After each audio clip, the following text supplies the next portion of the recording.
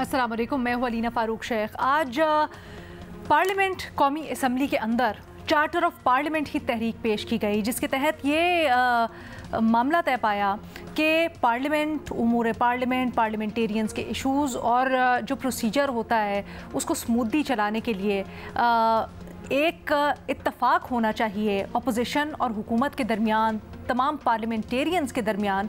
और इसी के लिए तहरीक पेश की गई जिसमें एक 16 रुकनी कमेटी कायम की गई है जो कि इन सब मामलात के ऊपर तजावीज़ देगी, बैठेगी और जो मामलात हैं उनको स्मूथली कैसे चलाना है उसके ऊपर काम करेगी और फिर अपनी तजावीज़ ऐवान के सामने रखेगी। अब मामला कुछ यूँ हुआ कि बिलावल भुट्टो ज़रदारी साहब ने जब इतवार के पाकिस्तान तहरीक इंसाफ के जलसे और उसके बाद होने वाली कार्रवाइयों पर असम्बली में बाज़गश्त हो रही थी, तो ये तजवीज़ पेश की कि सियासत तो होती रहेगी और सियासी मामलात एक तरफ, लेकिन ये सियासत की जो तलखियाँ हैं ये पार्लियामेंट और उसके उमूर के अंदर, उसके जो काम है उसके अंदर उसके इम्पैक्ट नहीं होना चाहिए और उसको असरअंदाज नहीं करना चाहिए। इसके ऊपर पार्लियामेंटेरियंस को मिल बैठने की ज़रूरत है।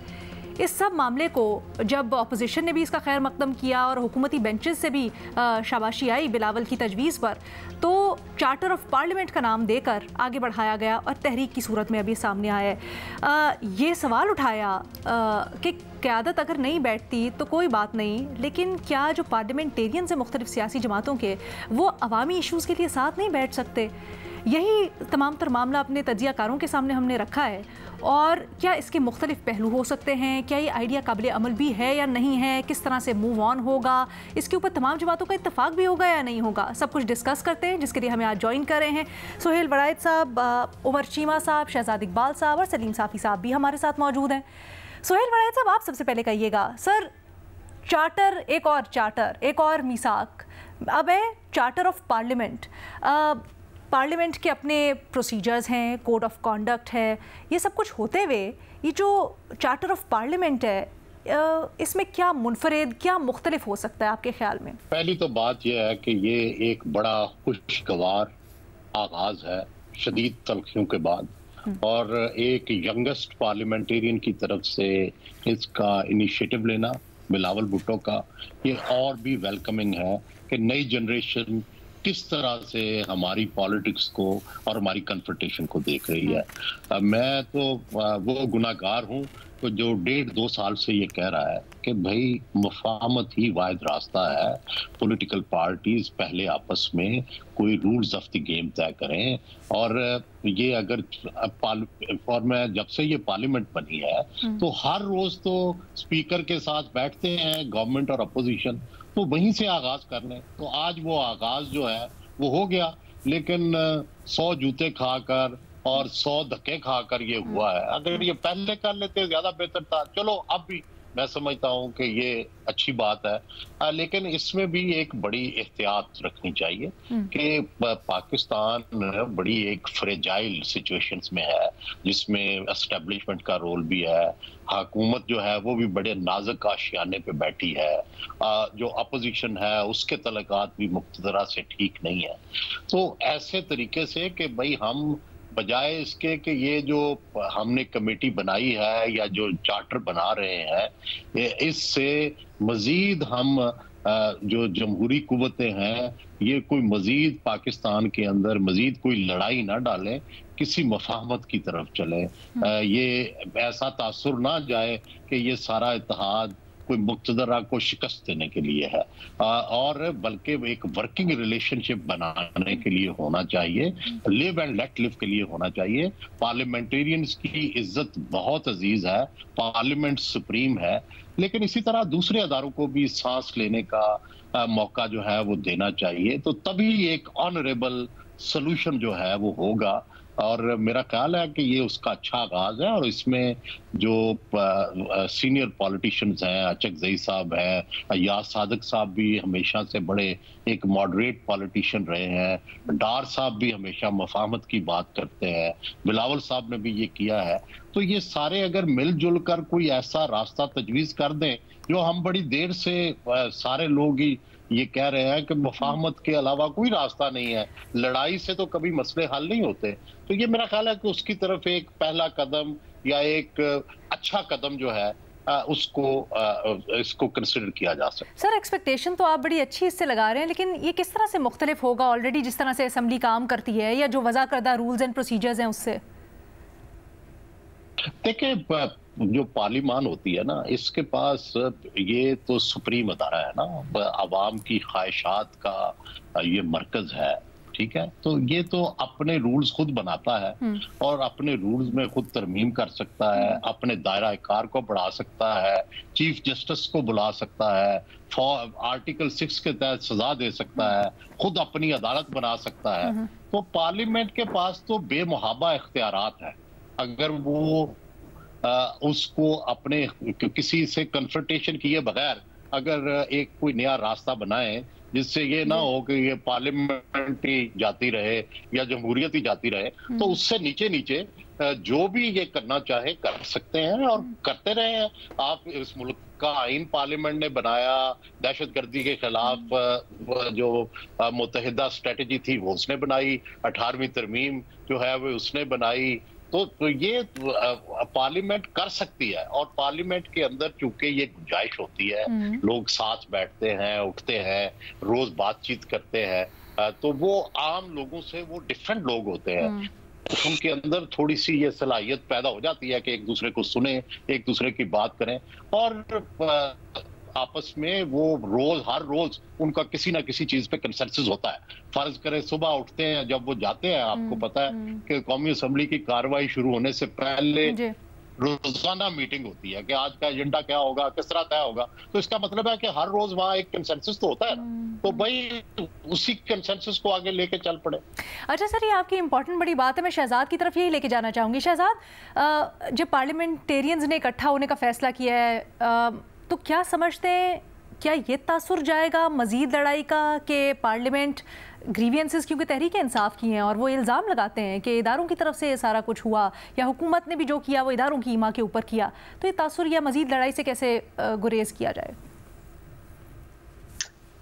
बहुत शुक्रिया अलीना, मुझे तो लगता है कि कोई ऐसी बड़ी चीज नहीं है आज जो कुछ हुआ, बल्कि मैं तो आगे जाके एक्सप्लेन करूंगा, मैं तो उसको मायूस कुन समझता हूँ। अच्छा जी, 2 दिन से क्या चीज जेर बहस है पार्लियामेंट में? पार्लियामेंट में ये बात जेर बहस है कि रात को 2 दिन पहले पार्लियामेंट की लाइटें बंद होती हैं, पुलिस एहलकार और कुछ और लोग अंदर आते हैं, पार्लियामेंटेरियंस को गिरफ्तार करके चले जाते हैं। आज जब बिलावल साहब असेंबली की तरफ जा रहे थे तो रिपोर्टर्स ने उनसे पूछा कि आप इन जो गिरफ्तारियां हुई हैं पार्लियामेंट में उसके हवाले से बात करेंगे। उन्होंने कहा आप मुझे असेंबली के फ्लोर पे सुन लें। एक लफ्ज बिलावल भुट्टो जरदारी साहब ने आज नहीं कहा कंडेमनेशन का इस हवाले से जो 2 दिन पहले पार्लियामेंट में हुआ है। कल नवीद कमर साहब ने बात की, शायद पीपल्स पार्टी में से किसी और ने भी बात की थी और मुजम्मत की थी। बिलावल पार्टी के चेयरमैन हैं, आज असेंबली के फ्लोर पे उनका पहला खिताब था उस इंसिडेंट के बाद। He did not even utter a single word. उनके नाना यूएन में बैठ के करारदाद फाड़ देते थे। मोहतरमा बेनजीर भुट्टो को जब इस असेंबली में गलत अल्फाजों से पुकारा जाता था वो उसका जवाब देती थी, उनकी पार्टी वाले खड़े होते थे। बिलावल साहब ने आज एक लफ्ज नहीं कहा। उन्होंने कहा बाहर रिपोर्टर्स से कि मैं अंदर जाके इस पर बात करूंगा, आप सुनिएगा मुझे, एक लफ्ज नहीं उन्होंने कहा। बल्कि मुझे उनकी तकरीर का बहुत हिस्सा रेटरिक लगा, इररेलेवेंट लगा, और शायद वो इस वजह से क्योंकि वो कहते हैं कि हम हुकूमत में है नहीं और ऑपोजिशन में तो वो जाहिरी बातें नहीं है, लेकिन वो ये तासुर भी देना चाहते हैं कि हम हुकूमत के इकदाम में भी साथ नहीं है, इसलिए ना तो वो खुल के मुजम्मत कर सके और बिल्कुल वो रेटरिक बातें की जिसको मैं आगे जाके एक्सप्लेन करता हूं क्यों कह रहा हूं। तो एक तरफ तो बिलावल साहब ने इस सब्जेक्ट को टच ही नहीं किया। तो हम बात कर रहे हैं किसकी? चार्टर ऑफ पार्लियामेंट की। चार्टर ऑफ पार्लियामेंट की बात कर रहे हैं। पार्लियामेंट में 2 दिन पहले हमला हुआ, आपके साथी पार्लियामेंटेरियंस को गिरफ्तार किया गया, उनके खिलाफ जो FIR कटी है मजाक खेज है कि असला छीन लिया, फला कर दिया, ये कर दिया, और कोई बात नहीं करेगा इस पे। तो फिर क्या करेंगे आप चार्टर ऑफ पार्लियामेंट बनाकर? अयाज सादिक साहब कल ये बैठ के कहते हैं who is the custodian of the house, कि मैंने सुना है कि मेरे साथियों ने बताया कि यहां पे ऐसा हुआ है, मैं देखूंगा, मैं चेक करूंगा, हम वीडियोस देखेंगे। क्या आपको मुझे जो चीज पता है वो कस्टोडियन ऑफ द हाउस को नहीं पता? क्या आपने वो नहीं देखा कि पार्लियामेंट में लाइटें बंद कर दी गई थी और उसके बाद गाड़ियां अंदर जा रही थी पार्लियामेंट में? आपको पता है, मुझे पता है, कस्टोडियन ऑफ द हाउस को नहीं पता। कह रहे मैंने सुना है। सारी दुनिया में खबरें छपी हुई है, कल निकाल के देखें अमेरिकी अखबार से लेके हिंदुस्तान के अखबार में क्या खबरें छपी हुई है, लेकिन हमारे कस्टोडियन ऑफ द हाउस को नहीं पता। और आज क्या हुआ है अलीना, क्या हुआ है आज? 4 जो एहलकार है सिक्योरिटी, सार्जेंट ऑफ आर्म्स, जिसमें 3 जूनियर हैं, उनको 4 महीने के लिए मुअत्तल कर दिया है हमने। सीडीए के 5 मुलाजमीन को मुअत्तल कर दिया है कि लाइटें कैसे बंद हो गई, लोग कैसे आ गए, ये कार्रवाई हुई है। अब आप बना लें चार्टर ऑफ पार्लियामेंट, क्या करेंगे आप बना के? तब अगर ये कार्रवाइयां कर रही हैं और इतने साल बाद आप ये सोच के बैठे, आई एग्री विद जो एक ओवरऑल थीसिस है सोहेल बड़ाई साहब का कि बातचीत होनी चाहिए, लेकिन आज जब एक जुमला आप ये कह रहे हैं कि चार्टर ऑफ पार्लियामेंट बनाएंगे 16 अरकान मिलकर, तो कम से कम कुछ एक्शन तो दिखाए ना। सिर्फ लफाजी करनी है आपने, कोई कंडेमनेशन नहीं, कोई किसी के खिलाफ कोई कार्रवाई नहीं होगी।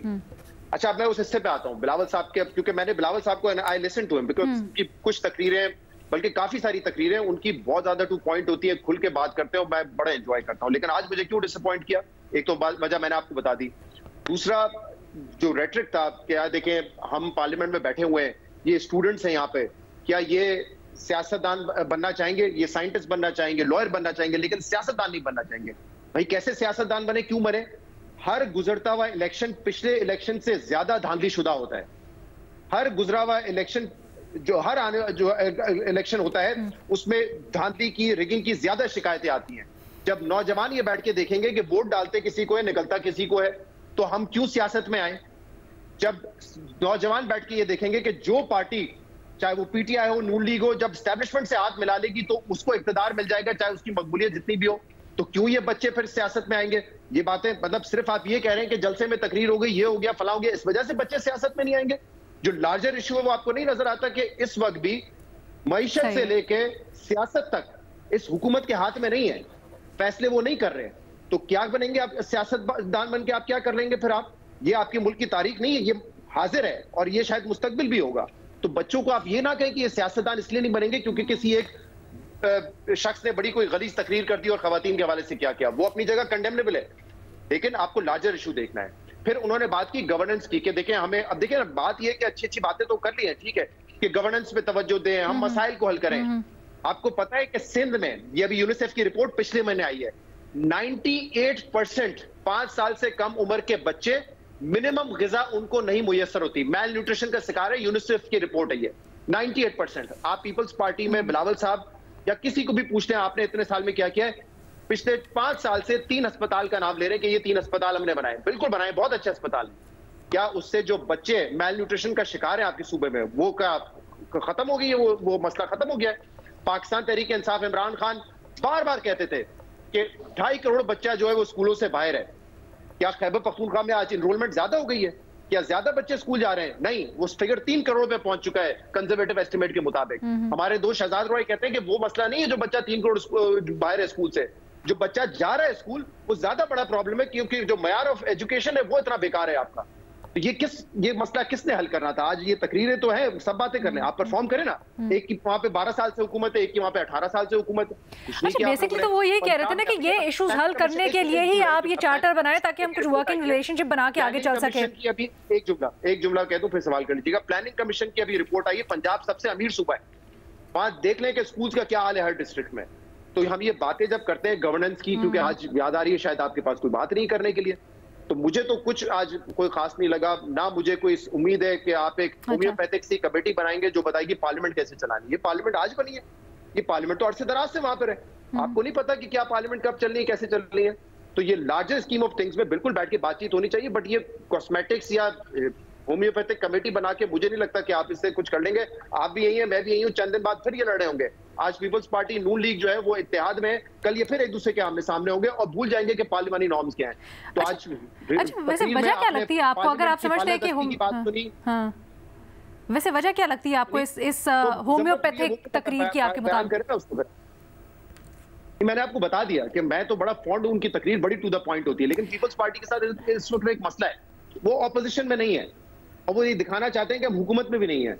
तो कहीं पे वो कहते हैं कि इनके जो फैसले हैं वो उनके सारे, हम उसको एंडोर्स नहीं करते, और कहीं पे वो खुल के मुजम्मत भी नहीं कर सकते। उमर चीमा साहब, आपको भी ऐसे ही लगा? आपको भी ऐसे ही लगा व्हाइट वॉश तकरीर, होम्योपैथिक तकरीर, कुछ नहीं इससे हासिल वसूल होना, ये एक अच्छा कदम है? मुझे से पूछ रहे हैं। बिल्कुल, सोहेल साहब का पॉइंट पहले ले लेते हैं, उसके बाद उमर मैं आपकी तरफ आती हूँ। 1 सेकंड प्लीज, सॉरी जी सोहेल साहब। मुझे बहुत एहतराम के साथ और बड़ी मोहब्बत के साथ उनसे शदीद इख्तलाफ है। आज वो बिलावल साहब से कोई नाराज लगते हैं, शायद पहले फैन होंगे, आज पता नहीं क्यों उनसे नाराज हैं। आज हूँ थोड़ा नाराज, सही अखज़ किया आपने। अच्छा, लेकिन गुजारिश ये है कि दुनिया के बड़े वाकयात छोटी छोटी चीजों से जन्म लेते हैं, और जब छोटी चीज जन्म ले रही हो तो ये कहना कि इससे बड़ा वाकया नहीं होगा, मेरा ये ख्याल है कि ये किसी चीज की शुरुआत पर क्यों बदशगुनी करें।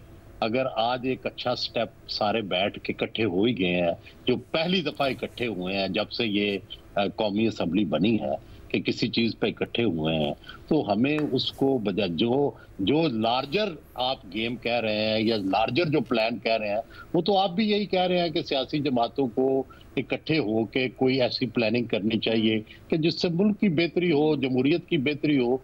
तो ये आज पहला स्टेप तो इकट्ठे बैठना है ना, तो चाहे वो होम्योपैथिक है या वो पहले स्टेप में सार्जेंट एट आर्म्स की कुर्बानी आपने दी है, आप सीधे एहलकार बेचारे गरीब कुर्बानी दे रहे हैं। क्या उनकी जुर्रत है कि वो पार्लियामेंट की लाइटें बंद करें?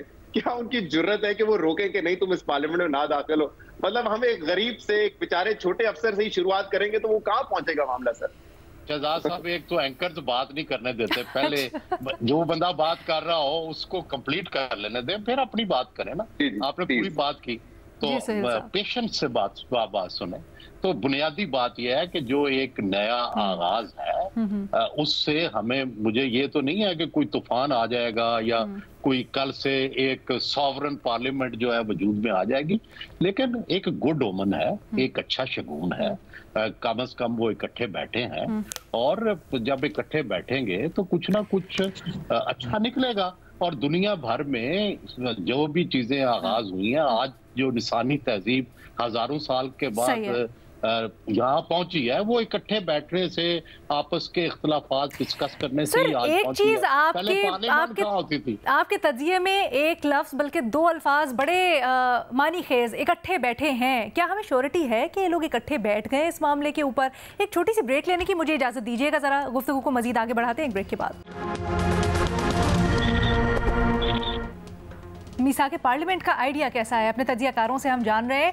ब्रेक से पहले दो राय सामने आई है, आप कहिएगा उमर चीमा साहब, क्या समझते हैं अच्छा आइडिया है?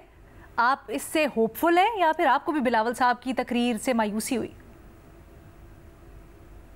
अलीना, आने लाइटर नोट, पहले तो मुझे जो शहजाद की ये बात अच्छी नहीं लगी कि शहजाद ने कहा जी कि ये एक होम्योपैथिक किस्म की कमेटी है। मैं तो होम्योपैथिक मेडिसिन इस्तेमाल करता हूँ और ये बड़ी मौसर होती है। होम्योपैथ वाले एहतजाज कर रहे हैं।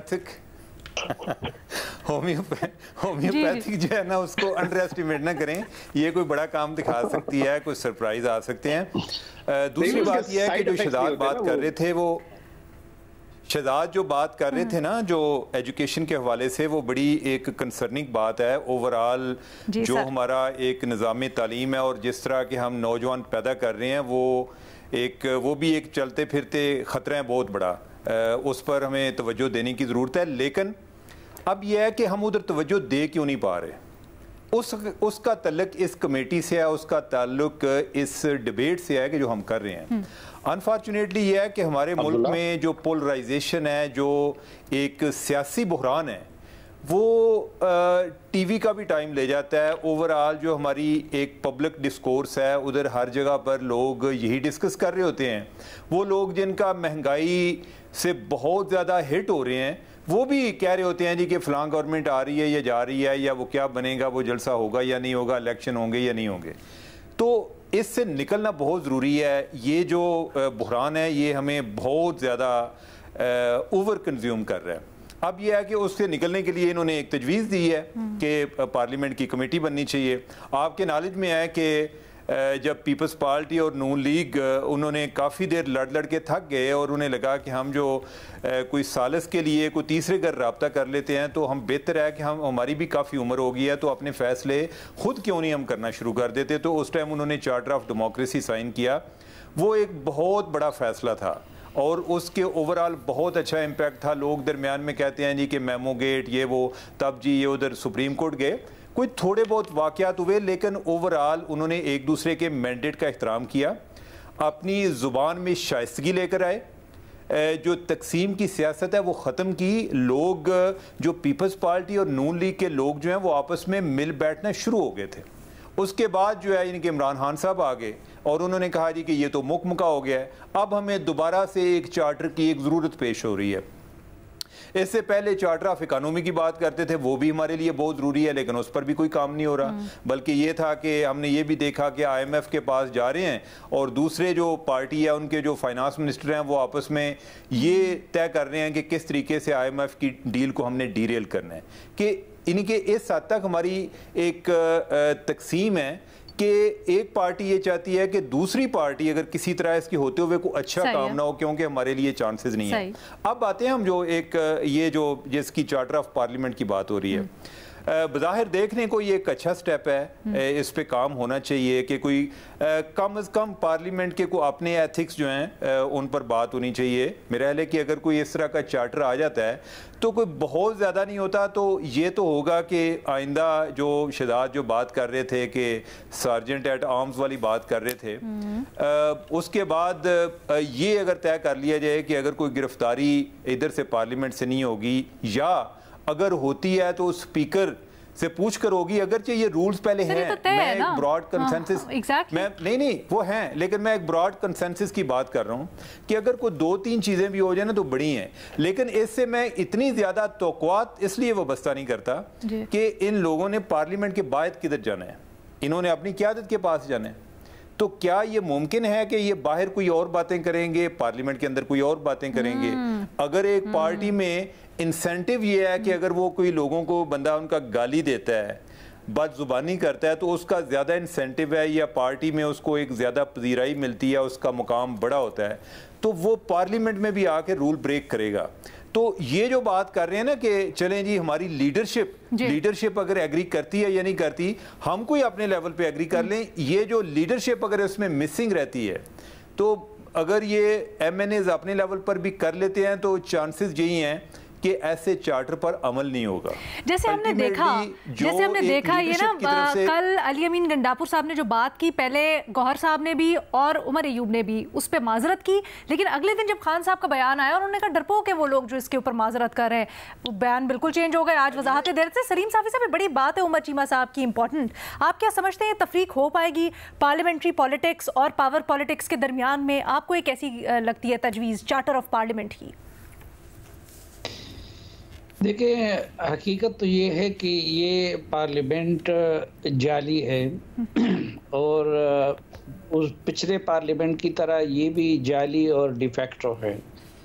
तो सिर्फ नारों से और सिर्फ दावों से पार्लियामेंट हो या फ़र्द हो उसकी इज़्ज़त नहीं बढ़ाई जा सकती, बल्कि वो कारकर्दगी और परफॉर्मेंस और किरदार के ज़रिए अपने इज़्ज़त और वक़ार को बढ़ाता है। तो इस पार्लियामेंट ने अभी तक ऐसा कोई कारनामा नहीं किया है और ना अपने आप को इसी तरीके से पेश किया है कि उसकी वजह से उसको खराज तहसीन पेश किया जाए और उसके इज़्ज़त और वक़ार के बारे में बड़ी सेंसिटिविटी दिखाई जाए। लेकिन जो सुहेल साहब ने बात की है कि जो आज आगाज़ हुआ है उसको बुरा भी नहीं कहना चाहिए, बल्कि वो एक अच्छा आगाज़ हुआ है। और बाज़ औक़ात इस तरह होता है कि बहुत निचली सतह पे आगाज़ हो जाता है, वो आगे जाके ये बात बिल्कुल उमर भाई की दुरुस्त है कि असल ताकत तो बाहर बैठी हुई है पार्लियामेंट से, और अगर पार्लियामेंट में वो कुछ तय भी कर ले लेकिन बाहर से अगर इनको एनओसी ना हो तो फिर वो कुछ भी नहीं कर सकते। लेकिन ये भी हकीकत है कि यही लोग जाके बाज़ औक़ात अपने वर्कर, बाज़ औक़ात अपने मुशीर जो है वो अपने लीडर पे हावी भी हो जाते हैं, उनको कन्विंस भी कर लेते हैं। और अगर एक फ़ैसला पार्लियामेंट की सतह पे हो गया तो उसका कुछ ना कुछ मस्बत असर पार्लियामेंट से बाहर भी ज़रूर पड़ेगा और बाहर की सियासत में भी थोड़ी सी हारमनी आएगी। लेकिन मसला जितना संगीन है उसके हल के लिए कौमी सतह पे पार्लियामेंट से बाहर भी जो लोग बैठे हुए हैं उनको भी शामिल करके मुफाहमत और मुज़ाकरात होने चाहिए और उसके ज़रिए मौजूदा बहरान का कोई हल निकालना चाहिए और पार्लियामेंट के लिए भी रूल्स ऑफ गेम्स बनाने चाहिए। और अगर एक ज़ाहिरी बात है PTI की तरफ से नए इलेक्शन का मुतालबा होगा तो हो गया है नए इलेक्शन आज दोबारा उमर अयूब साहब ने दोहराया जी, तो उस पर भी गौर करना चाहिए। बाकी चीज़ें भी है, कुछ पीटीआई की मानी जाएगी, कुछ मुस्लिम लीग की मानी जाएगी, कुछ पीपल्स पार्टी की मानी जाएगी, कुछ और जमातों की मानी जाएगी, लेकिन सिर्फ पार्लियामेंट की कमेटी इस वक्त मुल्क को जो दरपेश मसाइल है उसके लिए काफ़ी नहीं हो सकती, क्योंकि बहुत सारी शख्सियात पार्लियामेंट से बाहर भी है और पार्लियामेंट इतनी ज़्यादा पावरफुल भी नहीं है और इतनी ज़्यादा काबिल वक़्त भी नहीं है और अनडिस्प्यूटेड भी नहीं है कि सिर्फ उसकी कमेटी से मसाइल का हल निकल आएगा। अच्छा, एक अमूमी ये राय होती है कि जिस चीज़ को दबाना हो या जिस चीज़ को तवालत देनी हो ना, उसके ऊपर कोई कमेटी बना दो। तो इस कमेटी के बाद ऐसा तो नहीं हो जाएगा कि एक छोटी सी ब्रेक लेते हैं, उसके बाद इसको मज़ीद डिस्कस करते हैं। Welcome back. हम बात कर रहे हैं आइडिया पर मीसाके पार्लियामेंट के। आपने सबकी तजावीज़ सुनी और सबकी राय सुनी सुहेल वड़ायत साहब, और एक चीज़ उसमें से बड़ी दिलचस्प ये कि कहते हैं चार्टर ऑफ डेमोक्रेसी का देखें क्या हुआ, उसके ऊपर भी कहाँ तक पहुँचे लोग, फिर कहाँ से हो पाएगा मीसाके पार्लियामेंट, क्या फ़ायदा होगा इसका। जैसे शहजाद ने भी अभी रेफ़र किया बिलावल की तकरीर से, और उन्होंने कहा कि जी क्यों आना चाहेगा कोई सियासतदान या सियासत में, या कोई नई जो हमारी जनरेशन है वो तो मुतनफ़िर हो जाएगी इस तरह से सियासत से। शहजाद साहब की राय जो है बड़ी साहिब है और बड़ी उसके अंदर बड़ा वजन है, लेकिन प्रॉब्लम ये है कि क्या सिर्फ हम मायूसी, अंधेरे, नाउमीदी, हर चीज में शक, हर चीज में शुबा, हर चीज के ऊपर सवाल उठाना, हर चीज पर एतराज करना, मेरा ये ख्याल है कि कहीं ना कहीं कुछ उम्मीद का दिया भी जलाना चाहिए। कहीं ना कहीं अगर कोई छोटा सा पॉजिटिव काम भी हुआ है, चाहे आज कोई उसका रिजल्ट नहीं है, तो उसको सराहना भी जरूरी है ताकि वो आगे चले। यही मुल्क है पाकिस्तान जिसने सारे 56 इस्लामी मुल्कों में से सबसे पहले आइन बनाया, और वो जमहूरी आइन था, वो पार्लिमानी आइन था, और यही वो मुल्क है जिसमें आज भी बाकी 26 इस्लामी मुल्कों में से सबसे ज्यादा जमहूरी आज़ादियां हैं। इलेक्शंस पर हमें बड़े एतराज़ात हैं, पर बाकियों में तो ये तकल्लुफ भी नहीं किया जाता। कितने 56 इस्लामी मुल्क हैं जिनमें से आज़ाद टीवी या आज़ाद सहाफत की इजाज़त है? कितने 56 इस्लामी मुल्कों में से कितने मुल्क हैं जिनके पास एटम बम है? कितने मुल्क हैं जिनके पास एक पोटेंट जो है वो आर्मी है? कितने मुल्क हैं जो बार बार एक आलमी प्लेयर रहे हैं? तो कुछ पॉजिटिव भी बातें। अच्छा, वैसे अगर इसी बात को आगे बढ़ाकर शहजाद के पास लेके जाएं जवाब के लिए, तो शहजाद, जब मिसाके जमहूरियत हुआ उसके बाद हमने देखा कि दोनों पार्टीज काफ़ी अरसे तक, गालिबन 2014-2018 से पहले जब ये सारा का सारा मामला तहरीक इंसाफ वाला हुआ, तो उससे पहले चीज़ें कदरे स्मूथ चल रही थी। ऐसा नहीं था कि बहुत ज़्यादा सियासी लीडरान, पार्लियामेंट अपनी स्पेस कंसीड करती हो। फिर वो एकदम से हमने देखा कि पाकिस्तान तहरीक इंसाफ और उसका सारा प्रोजेक्ट आया। लेकिन इंटरेस्टिंगली जब पाकिस्तान तहरीक इंसाफ आई और ख़ान साहब ने सारा आइडिया दिया, तो उसको तो यंगस्टर्स ने भी बड़ा उस स्टाइल ऑफ पॉलिटिक्स को पसंद किया, और यंगस्टर्स उसी सारे नारे पे, दावे पे, आर्मी चीफ कौम कबाब होता है, उन्होंने रिस्पॉन्ड किया और वो सियासत की तरफ बल्कि ज़्यादा राग़िब हुए।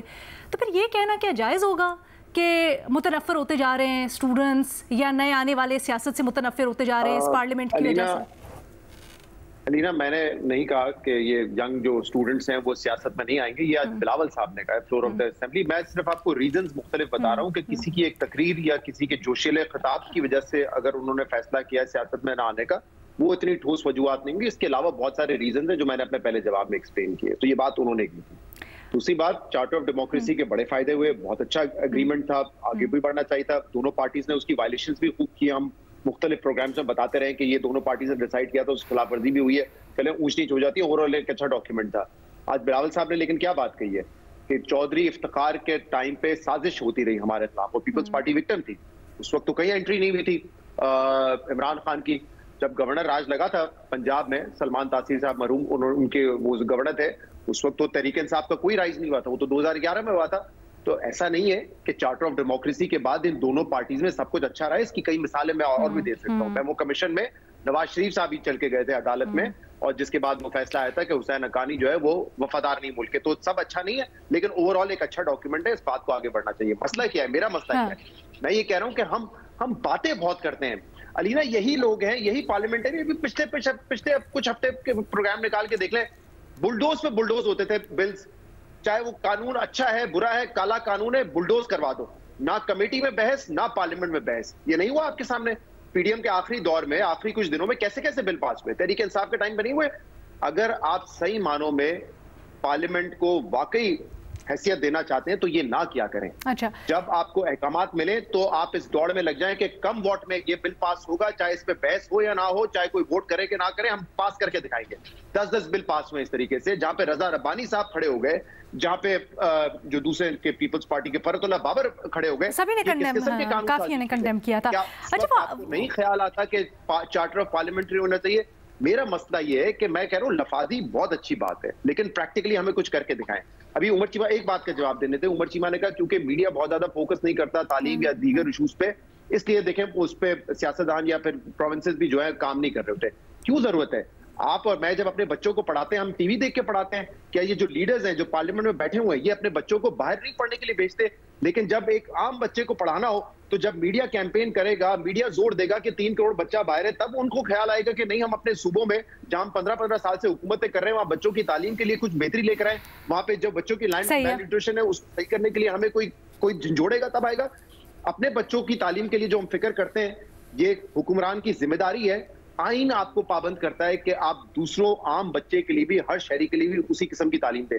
ये ठीक बात है कि हम नहीं करते उस पर बात, लेकिन ये पाबंद नहीं है कि जब हम बात करेंगे तो उसका रिजल्ट आएगा, तब वो ये काम करेंगे। अच्छा Shahzad, going back to the point जो आप कह रहे थे, आपने बिलावल की बात को आगे बढ़ाया, वो बिल्कुल यकीनन बिलावल ने कहा, लेकिन आपने इस तरह से आगे बढ़ाया था ना कि बिल्कुल क्यों यंगस्टर्स करेंगे यकीन, या क्यों सियासत में आना चाहेंगे जब साल दर साल हर आने वाला इलेक्शन रेग्ड होगा। और वो बात आपने बढ़ाई, उससे मुताल्लिक मैं पूछ रही थी ना कि ये तो इसकी तो बुनियाद जो पड़ी वो 2018 के इलेक्शन से हमने देखा ना।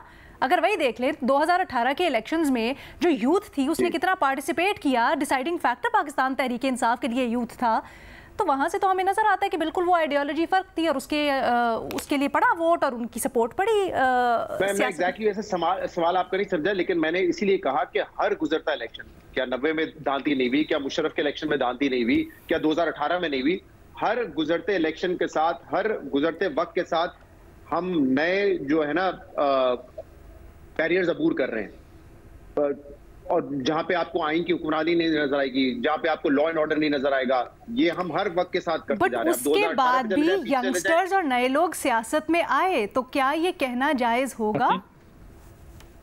अलीना जी साफी साहब, देखिए, एक अगर हुकूमत मुखलिस है तो एक आगाज़ तो गुडविल जस्टिस के तौर पर इससे करना चाहिए कि जितने एमएनएज़ के ख़िलाफ़ या सेनेटर्स के ख़िलाफ़ मुकदमात कायम किए हैं उस रोज़ जलसे की बुनियाद पे, तो उनको वापस ले ले। आज भी स्पीकर से डिमांड किया जा रहा था कि उनको आप हाजिर करवा दें, लेकिन आज उनको नहीं बुलाया जा सका। तो मेरे ख्याल में ये जो इक़दाम था हुकूमत का इंतहाई अहमकाना इक़दाम था, इससे बड़ा अहमकाना इक़दाम कोई नहीं हो सकता। एक तो इन्होंने खुद अली अमीन गंडापुर की तकरीर से तवज्जो दूसरी तरफ वो मोड़ दी। अब उनको चाहिए कि अगर वाकई वो ये चार्टर वगैरह में संजीदा है तो पहला काम तो उनको ये करना चाहिए कि जिन एमएनएज़ के ख़िलाफ़ मुकदमात कायम किए गए हैं वो वापस लिए जाएं और उनको काम करने दिए जाए। ये हुकूमत की तरफ से एक गुडविल जेस्चर भी होगा और इससे इस कमेटी के काम में बेहतरी भी आएगी। हो सकता है पीटीआई उस कमेटी में उनमें से कुछ लोगों को डालना चाहती है जो कि इस वक्त जिन पे केस बनाए गए हैं। सही है। ले उमर चीमा साहब, ये बताएं ना कि क्या ये पहला खतरा साबित हो सकता है आपके ख्याल में, जहां हम बहुत सारी ये बातें कर रहे हैं कि बिल्कुल ही कोई रास्ता आगे नहीं निकल पा रहा, हर चीज़ सियासत एक्चुअली मुंजमद है इस वक्त, तो क्या यहाँ से ब्रेक थ्रू कुछ ना कुछ हो सकता है? अलीना, एक तो शहजाद जो बात कर रहे थे, मैं ज़रा उसको क्लैरिफाई कर दूं। मैंने खुदा न हंसा ये बात नहीं की कि मीडिया टाइम नहीं दे पा रहा एजुकेशन को। मैं बात कर रहा हूँ कि ओवरऑल कि हम जो है ये बात अपनी जगह पे वैसे दुरुस्त है कि हम उस पर टाइम नहीं देते। मेरा पॉइंट ये था सियासत के हवाले से था कि हम इतना ज़्यादा जो हमारी सियासत पोलराइज हो गई है कि आम लोग भी ज़्यादा सियासत में ही मगन हैं और हमारे जो असल इश्यूज हैं ना उन पर तवज्जो नहीं जा रही और इस पे तवज्जो जानी चाहिए। और बाय द वे हमारे बहुत सारे इश्यूज हैं, आप जो भी उठाकर देख लें, आप एजुकेशन देख लेंगे, हेल्थ देख लेंगे, क्लाइमेट, एनवायरनमेंट, जो इश्यूज आप उठाएं, अपने फाइनेंस देख लें, इकोनॉमी की ओवरऑल जो सूरत हाल है, यानी कि हम किधर खड़े हैं वो हर तरफ है। लेकिन यह है कि जो बात सुहेल वड़ाई साहब ने की है मैं उससे भी एग्री करता हूं कि हमें आप जिन ममालिक की एग्जाम्पल देते हैं, मसलन हम इंडिया की एग्जाम्पल देते हैं, हम अमेरिका की एग्जाम्पल देते हैं, हम यूके की एग्जाम्पल देते हैं, आप उधर भी लोग देखें वो भी नाराज फिर रहे हैं अपनी जगह पे, यानी कि वो हमारे साथ कंपैरिजन नहीं कर रहे, वो जिधर हैं वो भी नाराज हैं। ट्रंप का जो फिनोमिना है वो किस लिए है? इसीलिए वो उनको लग रहा है जी सिस्टम जो है वो सही फंक्शनल नहीं है। इंडिया की हम अक्सर मिसाल दे रहे होते हैं जी इंडिया हमसे बहुत आगे निकल गया, उधर के हालात देख लें। अभी कुछ महीने पहले तक हम बांग्लादेश की एग्जांपल देते थे, उधर जो है लोगों ने हसीना वाजिद को निकाल दिया है। तो प्रॉब्लम हर जगह पर है, ठीक है, यानी कि हम रियलिस्टिकली स्पीकिंग ये है कि हमारी शायद तरक्की की रफ्तार स्लो है, लेकिन ओवरऑल चीज़ें आहिस्ता आहिस्ता आगे बढ़ रही हैं। मैं पार्लियामेंट के हवाले से जो बात करता हूँ आसिफ जरदारी साहब पर मेरे 100 इतराज़ हो सकते हैं, लेकिन मैं समझता हूँ कि जो वो 18वीं तरमीम लेकर आए थे वो एक ऐसी तब्दीली थी, ये जो बाद में तब्दीली की बातें हो रही थी ना उससे कहीं बड़ी तब्दीली थी, एक स्ट्रक्चरल चेंज हुई, वो भी पार्लियामेंट लेकर आई। और ये जो लोगों को इकट्ठा करके बिठाना, जो एक पॉलिटिक्स कंसेंसस की है, ये बड़ी इंपॉर्टेंट है अगर हम आगे जाते हैं। अदरवाइज जो है लड़ने वाली जो है डिबेट, इसमें कुछ बचते ही नहीं है। हम किसी की पॉलिसीज को तो डिस्कस नहीं कर सकते, हम ये डिस्कस करते रहते हैं अच्छा अभी धांधली हुई है तो तब भी धांधली हुई थी, वही यानी कि वो तानेबाजी वाली पॉलिटिक्स है। लेकिन यहाँ पर एक मसला यहाँ पर ये भी आ रहा है, सुहेल साहब या शहजाद इसका जो भी जवाब देना चाहे, यहाँ पर एक मसला ये आ रहा है कि अपोजिशन की जो सियासी जमातें हैं उनको थोड़ा सा स्टाइल इस तरह का कि वो पॉपुलिज्म की सियासत, फिर उनका इस वक्त पूरा का पूरा मजा यही है कि जी ये तो मैंडेट वाली हुकूमत ही नहीं है जिसने पार्लियामेंट बनाई हुई है या अपोजिशन ट्रेजरी बेंचेस पे जो बैठी है, फिर वो ग्रीवियंसेस किस तरह से हल हों? क्या आपके ख्याल में ये जो पार्लियामेंट्री कमेटी बनेगी या चार्टर ऑफ पार्लियामेंट होगा उसके अंदर ये चीज़ें एड्रेस हो सकेंगी और इसके ऊपर इत्तेफाक हो जाएगा? अलीना जी साफी साहब आप कह दीजिए पहले। अलीना देखें, मुस्लिम लीग नून दरअसल में जनरल ज़ियाउल हक की बाक़ियात में से थी। जनरल ज़ियाउल हक को फांसी दिलवाई थी, उन्होंने फांसी दिलवाई थी जुल्फ़िकार अली भुट्टो साहब को। वो इकट्ठे बैठ भी गए और इकट्ठे उन्होंने चार्टर ऑफ डेमोक्रेसी भी किया, इकट्ठी हुकूमतों में भी बैठे, बाकी सब कुछ भी हो गया। अभी कल तक देखें कि पाकिस्तान के अंदर इतनी मुखालिफत मुस्लिम लीग नून और पीटीआई की नहीं थी जितनी मौलाना फजल रहमान साहब और पीटीआई की थी। आज वो इकट्ठे बैठ सकते हैं मुज़ाकरात के ज़रिए और बैठने के ज़रिए। अगर अमेरिका और तालिबान के मसले का हल निकल सकता है, उसमें हज़ारों लोग मरे थे, इधर तो शुक्र अल्हम्दुलिल्लाह अभी तक उस तक नौबत नहीं आई है। सिर्फ सियासी मुखालफत है या जेलों का मामला है या बाकी चीज़ों का है। मुल्कों में इस तरह की चीजें आती भी है, पोलराइजेशन आती भी है और उसका लेकिन सर वहाँ पर हमने देखा ना रवैये थोड़े से सियासी मुख्तलिफ थे। अगर मैं गलत हूँ तो प्लीज़ मुझे करेक्ट कीजिएगा। शहजाद आप कह दीजिए इसके ऊपर कि यहाँ पर हम देख रहे हैं एक बयान आता है उसके ऊपर मजीद एस्केलेटिंग बयान आ जाता है। इस तरह की चीज़ें होती हैं कि अगर कोई बैक ऑफ करेगा वो डरपोक होगा, उसको पार्टी में नहीं होना चाहिए। तो क्या आपको लगता है कि ये जो पार्लियामेंट्री पॉलिटिक्स है इसको जनरल जो इस वक्त एक एजिटेशन की सियासत है उससे अलग कर पाएगी अपोजिशन की जमात, खासकर पाकिस्तान तहरीक इंसाफ? नहीं, बहुत मुश्किल है क्योंकि सिक्का इमरान खान के चलता है। उन्होंने पहले दिन तो जो है कहा कि मैंने तकरीर नहीं सुनी अली अमीन गड्ढापुर की, दूसरे दिन उस तकरीर के पीछे खड़े हो गए और कहा कि जो इस तकरीर के हवाले से माफी मांगेगा उसको पार्टी में नहीं होना चाहिए। तो वो उनका जो स्टाइल ऑफ पॉलिटिक्स है, कियोस करना, अफरा तफरी की सियासत, और बहुत से लोग कहते हैं कि आज जो अली अमीन गंडापुर साहब कर रहे हैं बातें वो माजी में इमरान खान कर चुके हैं, उन्हीं से सीखे। तो मुझे नहीं लगता कि उससे कोई फर्क पड़ेगा। गौर साहब इमरान खान में मतलब एक जमीन आसमान का फर्क है उनकी उनकी लहजे में, उनके बात करने के तरीके में, तो पार्लियामेंट में तो अच्छी बातें करेंगे, लेकिन नहीं होगा। लेकिन सिर्फ तकरीर तक नहीं है ना। अब तहरीक इंसाफ ने कहा 21 तारीख को हमें लाहौर में जलसा करना है। क्या ये पार्लियामेंट्री पार्टी जो है का पार्लियामेंट की जो कमेटी बनेगी, क्या ये बावर करवा सकेगी कि सियासी जमात को पंजाब में जलसा करने दे? करवा सकेगी तो बहुत अच्छा है, पहला नतीजा सामने आ जाएगा। वो इंतजामी मामला है या फिर वो तो ये तो पार्लियामेंट के रूल्स तय हो रहे हैं ना शहजाद, कि पार्लियामेंट ने कैसे वर्क करना है। सलीम साफी साहब भी कुछ कह रहे हैं। सियासी एक कमिश्नर, डिप्टी कमिश्नर, क्या अगर एक सियासी जमात खड़ी हो जाए या पार्लियामेंट की एक कमेटी खड़ी हो जाए कि नहीं, हर पार्टी को हक है सियासत करने का, जलसा करने का, तो एक डिप्टी कमिश्नर की ये मजाल होगी कि वो कहेगा कि नहीं जलसा करने दूंगा मैं लाहौर में। नहीं, मैं तो ये कह रही हूँ कि जलसे की इजाजत ना इजाजत, उसका पार्लियामेंट से क्या उस तरह से कोई ताल्लुक है? ये तो इंतजामिया का मामला है ना। सियासत से तो ताल्लुक है ना। नहीं, इंतजामिया का नहीं, सियासत से तो ताल्लुक है। मैं एग्जैक्टली यही पूछना चाह रही हूँ। अगर एक जमात को ये कहा जा रहा है कि 7 बजे तक आपने जलसा करना है, दूसरी जमात जो है वो आके सुप्रीम कोर्ट के अंदर भी दाखिल हो जाए, पार्लियामेंट के अंदर भी दाखिल हो जाए, तो ये सियासी मामला है, इंतजामी मामला है। चलिए इस तरह से पूछ लेती हूँ, जो जैसे बिल बना, जो कानून साजी हुई, जिसके ऊपर सबने तनकीद की, क्या इस तरह की साफी साहब कमेटी बन जाती है या कोई इत्तेफाक हो जाता है, तो जो ग्रीवियंसेस है तहरीक इंसाफ को कि बहुत ज्यादा उनके खिलाफ स्पेसिफिक लेजिस्लेशन हो रही है, क्या आपको लगता है वहां पर भी कुछ मामला जरा सॉल्व हो सकते हैं? अलीना देखें, दो चीज़ें हैं। पहली बात तो ये है कि इमरान खान साहब ने अगर एक सहाफ़ी के सवाल के जवाब में ये बात कही है, लेकिन दूसरी तरफ तो ये है कि अभी गवर साहब ने, बैरिस्टर गवर साहब ने उस पर माफ़ी मांगी थी, तो उनको तो पार्टी से नहीं निकाला, ना उनको ओहदे से हटा दिया। इसी तरह मेरे ख्याल में और भी उनके रहनुमाओं ने उस पर माफ़ी मांगी थी, अली कंडापुर के अल्फाज पे, उनको पार्टी से नहीं निकाला। तो बातें एक तरह की होती है, उसमें मुख्तलिफ तरह की कभी जज्बाती आ जाती हैं, कभी दूसरी तरह की आ जाती है। दूसरा काम ये देखें, ये जलसा खुद भी पीपल्स मुस्लिम लीग नून और PTI के बेहतर ताल्लुकात का आगाज हो सकता था, क्योंकि हुकूमत और उनकी अंडरस्टैंडिंग हुई, अंडरस्टैंडिंग से जगह का तयन हुआ और PTI उस पर आमादा हो गई। लेकिन ये बाद में जो हुकूमत ने पकड़ दकड़ की गैर ज़रूरी, उसकी वजह से उन्होंने खामखा उस अच्छे आगाज को बुरे आगाज में बदल दिया। सुहेल साहब, कंक्लूडिंग कमेंट सर, ख़ास तौर पे उस चीज़ के ऊपर आप बड़े होपफुल हैं और आप ख़ास कर इस चीज़ में बड़े होपफुल हैं कि सारे इकट्ठे बैठ जाएंगे। जो अभी हमने बात की, शहजाद ने जिस तरह से कहा, मिजाज नहीं लगता पाकिस्तान तहरीक इंसाफ का, खासकर जो पोलराइज माहौल है उसके अंदर बैठ जाए। देख के मेरी उम्मीद की वजह तो यह है कि मायूसी कुफर है, तो मैं तो मायूसी को एक ऑप्शन ही नहीं समझता।